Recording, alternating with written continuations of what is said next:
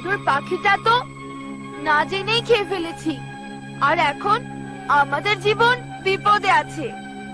চলো, ওরা আমাদের বিষয়ে কি কথা বলছে তাই শুনে আসি।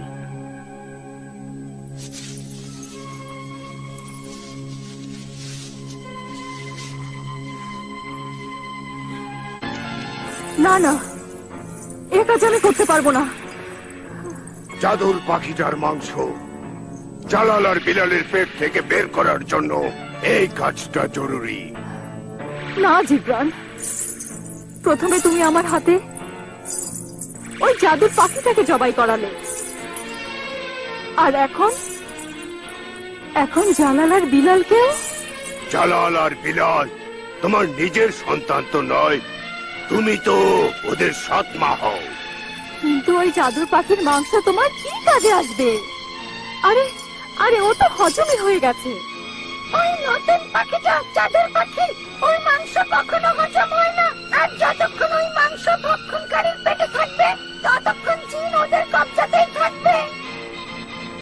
না না, আমার অনেক ভয় লাগছে জিবরান। এই কাজ তুমি নিজেই করো। আমার বোন, যদি এই কাজ আমার দ্বারা সম্ভব হতো তাহলে আমি তোমাকে এ কষ্ট দিতামই না। আমার মালিকের বোন, এই কাজ কোনো মেয়ের হাতেই করতে হবে। আমার বোন জামিলা, এই কাজে তোমাকে ছাড়া এই দুনিয়াতে আর কারো উপর আমি ভরসা করতে পারি না। কোনো মেয়ে তোমার মতো এত যোগ্য নয়। কিন্তু দুটো বাচ্চাকে খুন করার মতো সাহস আমি কোথা থেকে আনবো? এই কাজ আমি আমার জাদুর শয়তানি ক্ষমতা দিয়েই করতে পারি। তোমার মধ্যে শয়তানি সাহস চলে আসবে। সেটা কিভাবে? আমি তোমাকে এখন এক জাদুর ছুরি দিচ্ছি।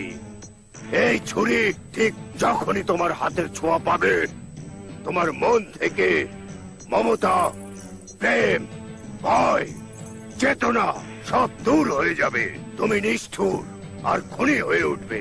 তোমার খুন করতে আর রক্তপাত করতে অনেক আনন্দ লাগবে।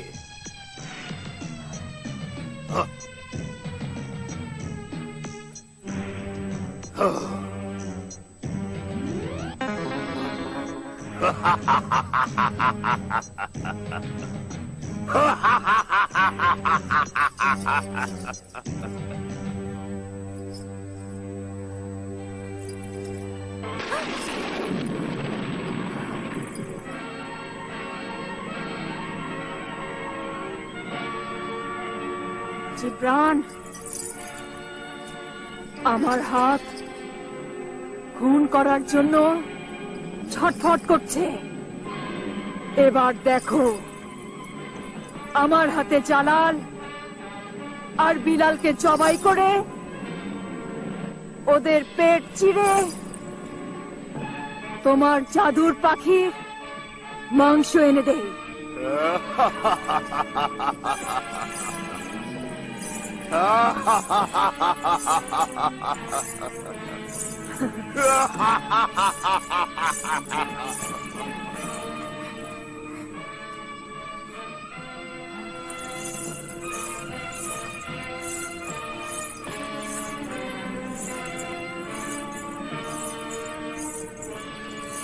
আরে, জালাল আর বিলাল তো এখানে নেই। একটু আগে তো এখানেই ঘুমোচ্ছিল, কোথায় গেল?